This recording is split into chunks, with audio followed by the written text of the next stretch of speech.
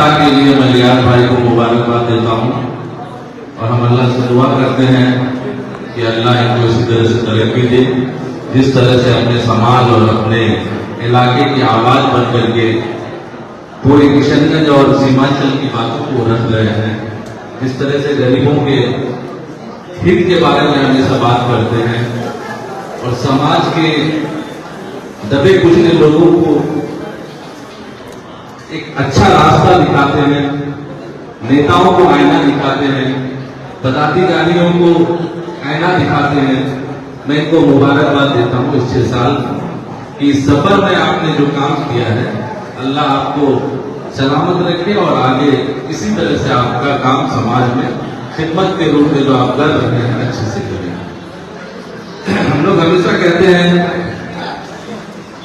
कि कोई भी मीडिया जो होता है वो समाज का एक हिस्सा होता है। समाज में जिस तरह से जिम्मेदारी नेताओं की होती है, समाज के अच्छे लोगों की होती है, उसी तरह से समाज को सुधारने की जिम्मेदारी एक मीडिया कर्मी की होती है। हमारे हाथ में जो मोबाइल है उससे हम किस तरह से समाज को सुधार सकते हैं ये आप पे डिपेंड करता है। आप अगर चाहें तो गूगल से अच्छी चीजें भी देख सकते हैं, इंस्टाग्राम से अच्छी चीजें भी सीख सकते हैं।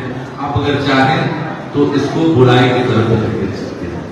जिस तरह से हम अक्सर एक मिसाल दिया करते हैं कि एक कबाड़ी में पड़ा हुआ लोहा जो होता है वो किसी काम का नहीं होता है। उसकी कीमत आप अगर मार्केट में बेचने जाएंगे तो 50 रुपए किलो का मिलेगा। उसी लोहे को अगर तराश करके अगर खंजर बना लेंगे 10 खंजर की कीमत हो जाएगी आपका लगभग 1000 रुपये। तो उसी तरह से आप सब लोग मीडिया वाले जो भी आपके हाथ में मोबाइल है, आप लोग जितने भी यूट्यूबर हैं, यूट्यूबर जो आप लोग समाज के लिए कर रहे हैं, अगर आप लोग चाहें तो हमारे समाज से बुराई को खत्म कर सकते हैं।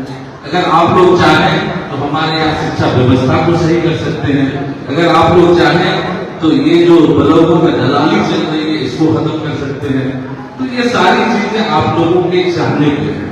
अगर आप लोग चाहें तो हमें आईना दिखा सकते हैं कि नेताजी गलत कर रहे हैं, आप मुझे आईना भी दिखा सकते हैं कि आप इस रास्ते पे चलिए। तो ये सारी चीजें आप लोगों पे डिपेंड करता है कि आप लोग ईमानदारी के साथ अपना काम करें।